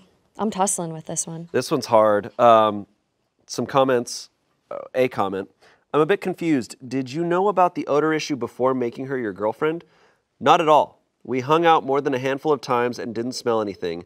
I didn't notice it in my car or for a quick hug. I felt uncomfortable with the smell when she was half laying on me and I put my chin on her hair. Edit, I wanted to add she was in my car every time I saw her and a lot of brief hugs before and after hanging out. So I was close to her often, but I didn't smell it until I was really up close. Interesting. Got an update. okay. I'm scared. I have to break up with her. What, is she eating dog poop? Today was the worst she ever smelled. I never smelled it until my nose was in her hair until today. I couldn't be in the car with her, and the movie we went to sucked because it was all I could smell and think about. I didn't even take time to say goodbye, just got out of the car, gave her a respectful hug, and left immediately. She looked depressed and disappointed pulling out of the driveway. I can't look at her the same. Y'all, this is so bad, and I feel so bad for her. I have secondhand embarrassment for her. I wish things could have worked out. I really liked her. Gonna break up with her tonight. I know it's an asshole move, but I don't think I can tell her the real reason. I'm just gonna blame it on the stress I'm going through because life is shit right now, even without my girlfriend in the picture. Ugh, I wish I didn't put myself in this situation. It's funny in hindsight, but geez, I'm over it. Gonna laugh and cry on the down low with my friends over the next few days. Dude, come on. Like, If you're This is breaking not up with the- her, tell her that she's stinky. This is not the update I wanted. no. Yeah. I just think like they were saying like they really cared about this person. Like, Yeah. you should tell them. But there's another update. Oh? Okay, so we'll Okay. see what's up. To sum up my last post, I said my ex-girlfriend stunk of poop and I looked past it the first couple of times, but I broke up with her after the third. I didn't notice her smell the many times we hung out, sat in my car, or the hugs we had. I smelled poop from her when my head was on hers and my nose was close to her hair. I was really immature and broke up with her an hour after I dropped her off from our movie date, probably 10 minutes after I posted my last update. So she did break up with her. Okay. I felt and still feel so guilty not telling her. I saw my therapist yesterday, and after sobbing to her about my ex-girlfriend and my life status right now, 25 days from being homeless and the other f***ed up things we talk about weekly, she helped me realize I need to open up a conversation with my ex. I wrote out a few letters and put one in her mailbox last night. I explained in detail what she smelled like, where I smelled it, and what times I smelled her, so she knows how she smells now. I also told her I missed her and that I didn't think my actions through. I told her why I broke things off and my thought process through it. I don't want to attribute mental health to this. Having PTSD or any disorder is not an excuse to be an asshole, but the expectations of sex, kissing, or even holding hands puts my body into survival mode. I'm not going to write out everything what's wrong with me here, but I broke up with her because of the smell. It was the straw that broke the camel's back. I wrote her a letter and put it in her mailbox last night. First thing this morning, she messaged me and said we needed to talk. We talked it out and she said she's going to find a way to get rid of the smell. She forgave me and we're going to be friends in the meantime while I work through my PTSD. All right, well, Okay. Yeah, there this we is go. great. Way to That's go, great. therapist. Yeah. Yeah. Yeah. And that's brave. Like she did That's it. huge. She did it. Yeah. She Like, did it. She got through it. It sounds like she's going through a lot. Clearly, yeah. Cool of them to not play. Like I don't want to attribute this to my mental health, but you know, like, but she handled it. She did the right thing. And I know like in stressful situations, you don't want to make those tough decisions of like, oh, I Yeah. can't communicate this right now. I'm going through a lot. Yeah. Yeah. But she did it. That's great. Hopefully they get this worked out. I mean, so her partner had no idea. Yeah. It sounds like, yeah, no idea. Also, way to go to the person who got broken up with to Yeah. receive the information and to be Yes. like, thank you for telling me we can be friends. Like, what a Yeah. nice, good. Yeah. Right. And I mean, look, these types of situations are so scary, but they can be the way that a relationship kind of levels up. because that's such extreme communication. Yes. It's so vulnerable, and it's like, okay, sweet. So I smelled like shit, and you still want to be with me. Right. You know, like there's something kind of sweet about that. Yeah. Yeah, look on the bright side. I think this is great. Like as someone that I struggle personally with confrontation, so I get how like that conversation initially, it would have been hard. It would have been awkward. And so I think the letter idea is great. Like the fact you did the letter, that took guts. You didn't know the outcome from that. So that is great. And like, I think this is like the perfect resolution. Like she knows now, like who knows, her apartment water could be contaminated with sewage. We don't know what's going on. Yeah, man. So now we can actually work to address it and you don't lose someone you care about. Right. I'm not a confrontational person. I'm really bad at it. I have to say, I think if I was in this person's shoes, I could see myself being similar. You know, like I have to be honest there. But I think it is great to let someone know if it's something like this, so that even if you're going to go through with the breakup, Right. just letting them know so they can be aware and change it or address it. I think hygiene especially, because like not only is this bleeding into her relationship, but this could affect her professionally, which then could affect her personally. And like there's so many domino effects that this one little issue could cause. So I think it's definitely fair. Yeah. Yeah. Happy ending. Yeah. So this comes from Pro Revenge. My boss stole my Super Bowl tickets, so I made him lose a major client. What year is this from? This is from 2023. Okay. So this is the Chiefs-Eagles Super Bowl. All right. You just knew that? Yeah, he likes football, remember? It was a year ago. Football guy? Okay. I told you how I was supposed to date Travis Kelce, right? She was supposed to. She was legally supposed to. I just had to sign a paperwork You and I did would tell have. me about that. You could have dated Travis Kelce. This close. You could have been doing your Eras tour right now. Sarah is the Taylor Swift of LinkedIn. So That's so messed up. With the NFL playoffs back on, I thought you all might enjoy this football-related revenge story. I'm a huge 49ers fan, the rabid all-day tailgate in the parking lot type. A few years ago, we made it back to the Super Bowl. I was working at a consulting firm with a handful of accounts I would interact with directly. I just want to point out this is from a couple years ago where it was the 49ers versus the Chiefs, but not this recent 49ers versus Chiefs. Wow. I'm going to go. No, I'm just... One client in particular knew how big of a Niners fan I was. I was the day-to-day lead on his account. He really liked working with me and we became friends, often grabbing drinks or dinner after our meetings. He had access to a pair of extra company seats to the game and as a thank you, wanted to give them to me as a gift. He passed the tickets over to the partner on that account, who I will refer to as Dickhead Partner, to be given to me as a surprise. The game came and went. We lost. It sucked. The next time we met, we went to drinks afterwards, and he mentioned, hey, by the way, why didn't you go to the game? I heard someone else was in your seats. I asked, what game? He said, the Super Bowl. Confused, I answered, I didn't have seats to the Super Bowl. He told me that he gave Dickhead Partner a pair of his company tickets for me as a gift so I could attend. I had zero idea what he was talking about. He looked shocked, told me to quietly ask around about it and get back to him. When I was back in the office the next week, I found out through one of the secretaries that Dickhead Partner had given a pair of Super Bowl tickets to another one of his clients as a gift from our company.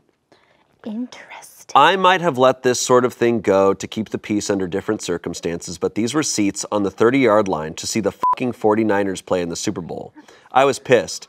I considered confronting Dickhead Partner myself, but realized it was the client who had noticed I wasn't there in the first place. Aww. So if I let him handle it, there would be no blowback on me. So I texted him, hey, I just wanted to thank you so much for thinking of me with those seats. It appears that they were given to another one of our firm's clients. He texted back right away, in all caps, are you shitting me? And then, pretend I never told you, let me handle.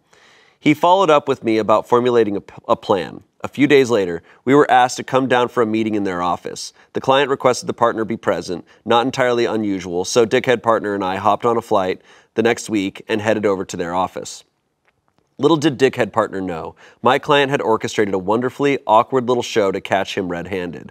When we entered the conference room, it was all the usual suspects along with a woman in her 30s we didn't recognize. My client immediately introduces dickhead partner. This is Stephanie such and such, VP from other department. She wanted to sit in on this meeting. Hey OP, you guys must already know her from the Super Bowl. She then responds as she goes to shake my hand. Oh, I don't think so. Did we meet there? I'm sorry if I forgot. Client responds, geez, Steph, how much did you have to drink? They were sitting right next to you. Client looked at me and I say, sorry, client, I wasn't there. Are you thinking of someone else? At this point, dickhead partner is looking visibly uncomfortable, probably trying to come up with an excuse. He starts in with an when Stephanie says over to him, no, so-and-so from other company were in the other seats. By the way, I was wondering why we gave company seats to those guys. Is there a project we're working with them on that I don't know about? Obviously not. They were in completely different industries. It would be like Coca-Cola partnering with John Deere. Dickhead partner. Honestly? That would be sick as f. Pretty lit. This is a Coke tractor. Honestly? Dickhead partner lets out an again, and the client immediately speaks over him asking, dickhead partner, I gave you those tickets for OP? At this point, dickhead partner is turning bright red. He responds, well, he wasn't able to make it, so he must have given the seats away to someone else. And turns to me looking for me to cover for him. Yikes. Client smirks at me. I responded, what are you talking about? Client, you gave me tickets to the Super Bowl? Client suddenly raises his voice. Dickhead partner, those tickets were a personal thank you gift from me to OP. Oh. Did you give them away to someone else? Pause. Was it another client? Dickhead partner butts in with, maybe something got mixed up in the office. Client went quiet for what probably seemed like an eternity to dickhead partner. He then looked down, grabbed his portfolio and iPad, put them into his briefcase and said, I think this meeting is over. OP, it seems as if I owe you a thank you gift. Let's go to lunch. Stephanie, you're welcome to come join. Dickhead partner, I need to reevaluate our relationship. Please go back home and expect to hear from us next week. Ooh. Dickhead partner suggests he would like to join, presumably to do damage control, and Stephanie sternly tells him, I don't think that's a good idea, and asks the front desk to see dickhead partner out. As soon as he is in the elevator, we all break out laughing hysterically. Stephanie wasn't really a VP, just an employee at the company. His client had drafted into helping with this pre-planned meeting skit, but she did end up coming to the lunch with us and was a fellow Niners fan and a total blast to hang out with.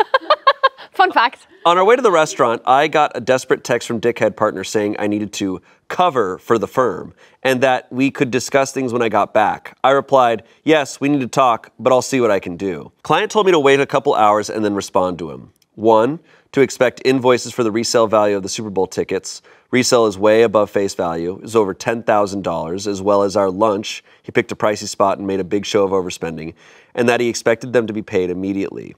2, expected I be given a direct apology. 3, expected a written apology to his company for what he considered theft. And 4, he will only interact with me or another one of our firm's partners, never dickhead partner.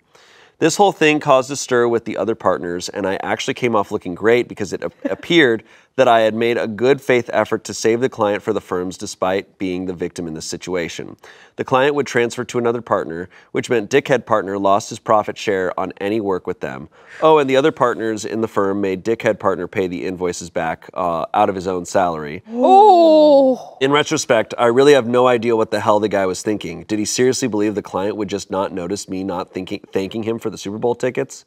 Anyway, the well was kind of poisoned for me there long term because dickhead partner wasn't going anywhere. I left the firm a few months later for a much better position. Client ultimately terminated their relationship with that firm a year later. He actually now works with a good friend of mine at a competing firm. I'm still pissed I missed out on the Super Bowl even though we lost. Hoping we make it back this year so I can finally go to one in person. Go Niners.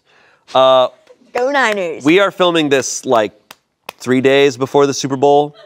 So hope this guy's having a good time. This whole story is giving Ocean's 11 yards. Yeah. This is like Got him. I got Brennan. This is like the coffee shop high school kid, but like grown up. Yeah. This is like the whole He loved it. area. Yeah, exactly. So, okay, better. so Stephanie pretended to be the VP of the client and was like, yeah, I was at the game. Why Where were weren't you? there? Yeah. Okay, wow.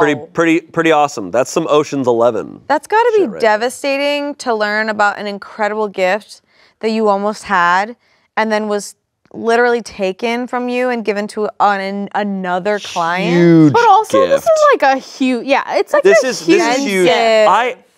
Super Bowl tickets, as far as I always assume too, it's not just that they're expensive, it's like they're impossible to get. They're impossible to get. I think the Super Bowl this year, just to walk on the field, because they have like standing room only, I guess, for the Super Bowl, just to walk into the stadium is $8,000. Yeah. That's what I heard. But like, it's like that kind of thing. But I just massive like thing. don't understand where Dickhead Partner really thought like he was that slick, that he was like gonna get away with it. Cause it's like, it's one thing to be like a bottle of wine or something like that. But like, this is so big. Yeah. I wonder if it's that he just thought, like, I'm so powerful, what the f are they gonna even do about it? Yeah. Or maybe there was a lack of thinking because they were just like, oh, this will make a gift like this will make me look really good Yeah. to my other client and solidify my relationship with that client. I guess we got some information here. The OP is in the ticket queue for this year's Super Bowl. Oh, yay! Yay! 49ers! Some comments. Imagine what sort of human being you have to be to essentially steal a $10,000 ticket from a worker. Disgusting, to say the least. The level of orchestration and execution on this revenge was so perfect, though. Suck it, Dickhead Partner. The worst part is that had OP actually been at the game, the 49ers probably would have won. That's how it works, Okay, as sarcasm. every football fan knows deep in their heart of hearts. Yeah, Little that's said, funny. Holy crap, I can't imagine the logic in giving the tickets to another client when the gifting company would likely have other staff in attendance. Yeah, because they probably have like a box there, so it's like it's always like the same few people with maybe a few guests that show up. So like you probably become friends with like the area that you have. But back to like, you know, what you put out there is what you give. Like I had a friend, a coworker many years ago say like, you know, what money you lose will come back, and in the same way like the money you steal will go away. So I think like this is the exact kind of scenario of like he kind of stole those tickets and now he's having to like reimburse them with his own money. Yeah. Like I really believe in that stuff. What you put out there is like what you get back. Yeah, and like company gifting stuff, I'm like, it makes sense that it is grounds of like company theft because like that was like that company spent money, or you know, there's no such thing as a free launch. Gave those tickets, and dude, it was freaking. And a lot of companies, like I don't know about firms and like legal stuff like that, but a lot of companies have like anti-bribery and anti-gift clauses too that you have to like watch and sign with HR. So like taking these large gifts, you know, depending on your company's policy, can really be against company policy because it's kind of like a way to influence it. Interesting. Yeah, because so if I had a lawyer and I gave them a gift, you know, like, thank you for negotiating for me all these years. You've done great work for me. But for a lawyer to give me a gift feels different. That's where it gets a little like shady. So Interesting. I don't know. Have you ever gotten revenge on a coworker? no, I don't think. Didn't you find that bag of shit under your chair that she put? No, I've just left it there. That was like a gift. That wasn't revenge. Gift. No, I don't think I've ever had like a very, very bad experience with a coworker. No. I wasn't there when all the like crazy stuff with Defy happened. Yeah. I once had a coworker who kept trying to set me up with customers at our job. Oh, uncomfy. And it was very like, yeah, it was very assertive, and it was uncomfy. And I was super young, so I didn't have like tact yet. And I was like, you need to stop setting me up with men. Stop it. And she was like, you need to never happened again. setting me up on dates with men. Damn. Shane, I would never get in trouble with anything. Shane is so a- it's like Shane's yeah. just like Shane's that guy. Shane's that Sarah. I mean, but not that Sarah. not that Sarah. I'm not that Sarah. You are that Sarah. No. Am I the asshole for asking my sister what the f she expected to happen at her shit show of a bachelorette party? Whoa! Whoa! Oh my God. Okay. Damn. And there's no story. That's it. Okay. All right, here we go. For some reason, this is a 32-year-old woman. Okay. For some reason, my sister, who's 23, and her fiance, 25, decided that the very best way to celebrate before getting married was to have a joint bachelorette party Oh, no. at strip clubs. Oh. They also hired a bus limo for the evening. The aftermath was, thus far, 3 breakups, 4 people dropping out of the wedding party, 1 impending divorce, and 1 arrest. The cleaning bill for the limo was more than the original rental fee also. She was crying to our mom at dinner the other day, and I snorted. I tried not to. I honestly did. I was trying my best to just keep my mouth shut. She asked me what was so funny.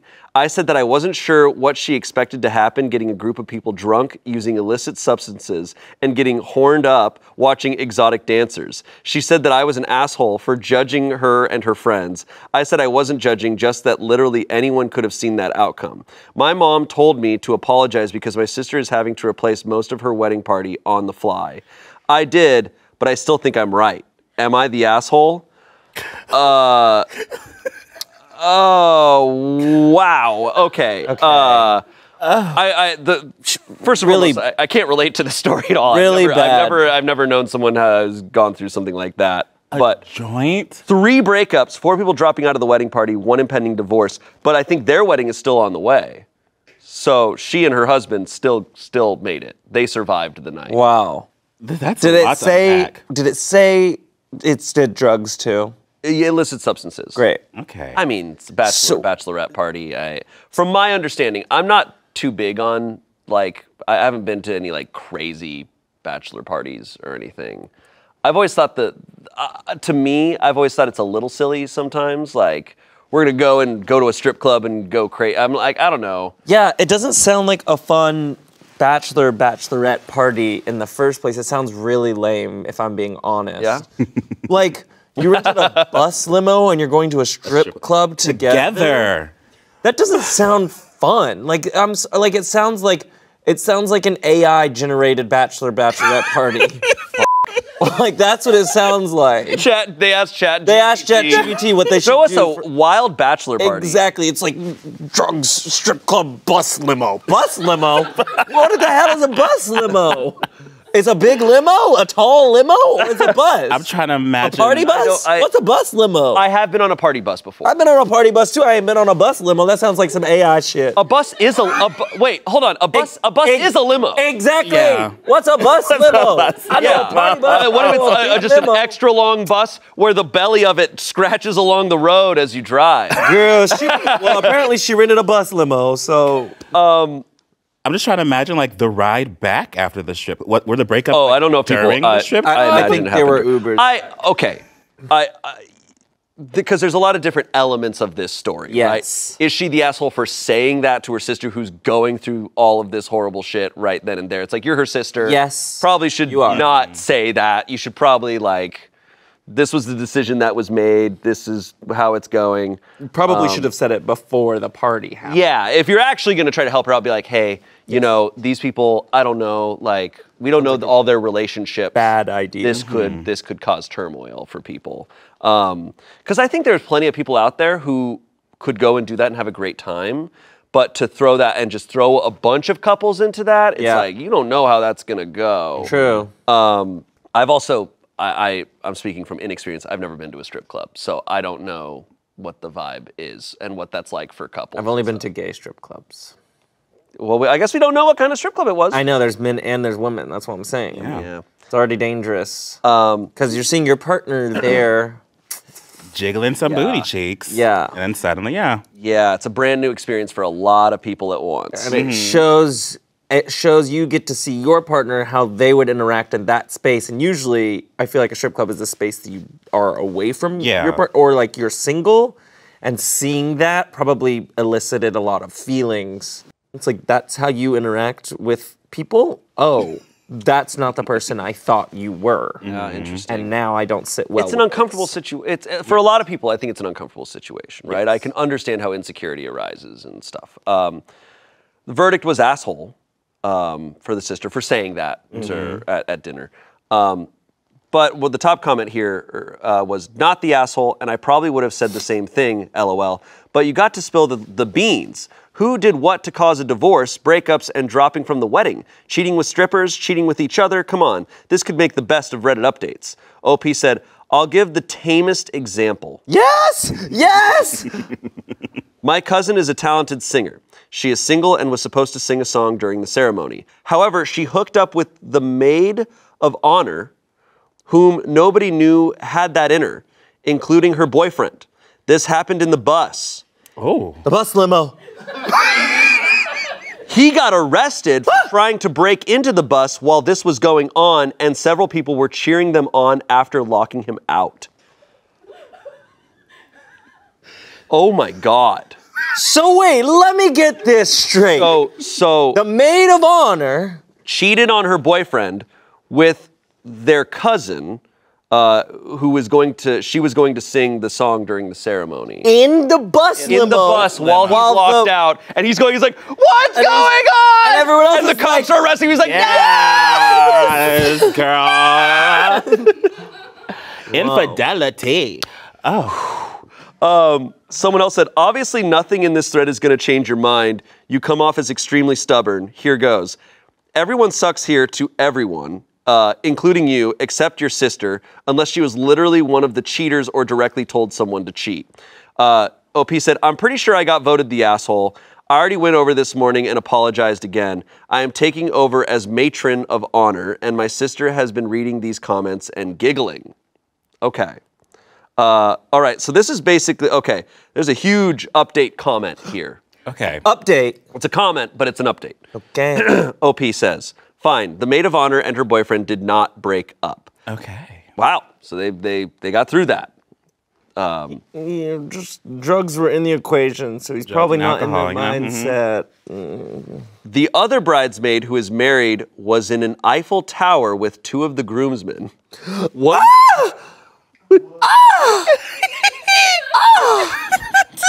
Wait, the who? The other bridesmaid, Emily in Paris, who is married, was in an Eiffel Tower with two of the groomsmen. The other bridesmaid who is married was in an Eiffel Tower with two of the groomsmen.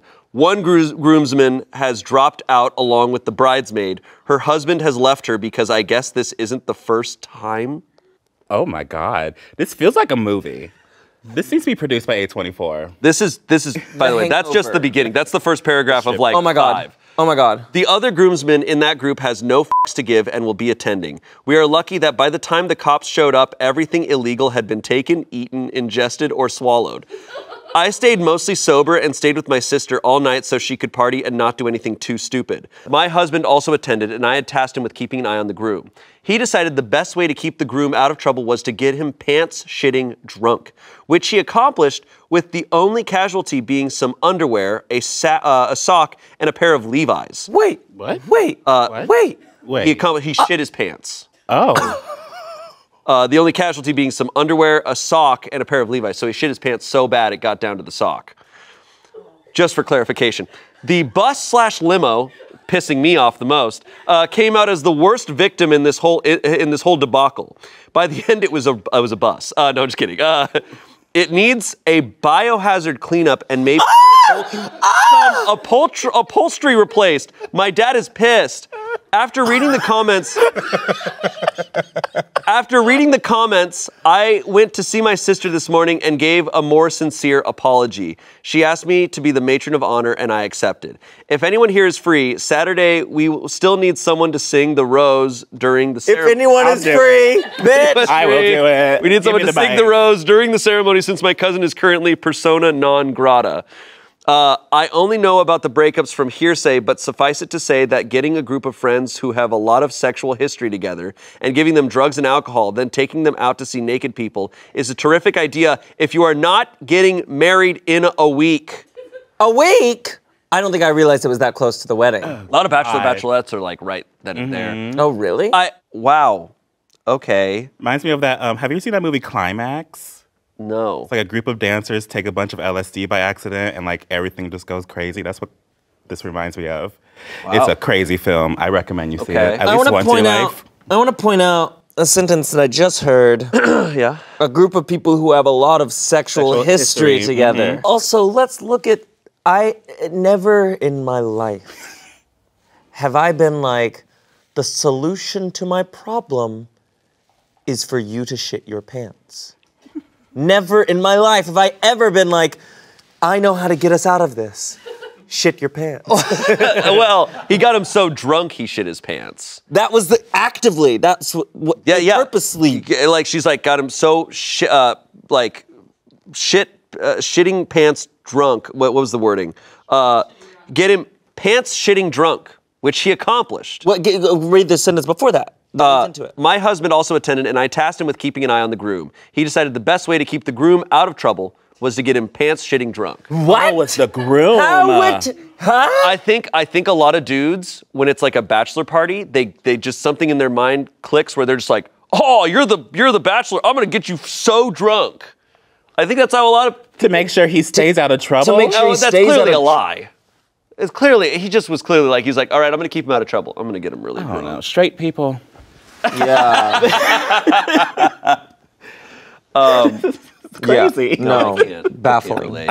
I'm glad I'm someone that when I get even just like beyond buzz, like when I start getting drunk, I just get sleepy and I go to sleep. Yeah. I can't get to this level. But once again, Not shitting myself. once again, I'm gonna say it again, the drugs. Yeah. See, I don't. Yeah, but that's what do that. it's keeping I had them. the realization, like I was in my mid to late 20s, when I finally had the realization of just how I'm like, how do people keep going? I Yeah. fall asleep, and then I was like, oh, it's drugs. That Yes. coquina. Yeah. Oh wow, huh? Okay. There is an update 2.0. The wedding was called off. As you may recall, my sister had a co-ed bachelorette party that went sideways. If you were hoping for more f***ery, you will be sorely disappointed. My father and husband had a talk with several of the miscreants that would be attending the wedding and put the fear of God into them. We found someone to sing the rose, and my husband stepped in as a groomsman. As I commented, I did apologize to my sister for my insensitive snort and comment, and I was her matron of honor. We also got a couple of girls to fill in for the missing bridesmaids. The wedding went off beautifully, and when everything was said and done, the only real consequences were one divorce that was probably going to happen anyway, one arrest that will plead to a misdemeanor most likely, and one pair of underwear, one sock, and a pair of jeans. Sorry to disappoint, but nothing much of note happened at the wedding or reception. Well, thank God there. No, that's a good thing. That's good. Yeah, no, I can't handle anymore. The fear of God. Yeah, Like literally or like a metaphor? probably metaphor. Okay. Probably just, they were like, you're going to go to Like, this wedding. he's like a pastor, be like, ah, Jesus will come down and smite you. Okay. But I'm glad the sister apologized. Because, yeah, in her sister's darkest moment, she was like, well, you had this coming. It's like, okay, you don't need that. That's a conversation you have like 10 years later, where it's like, well, that was pretty funny. What were you thinking? You know? But right then and there.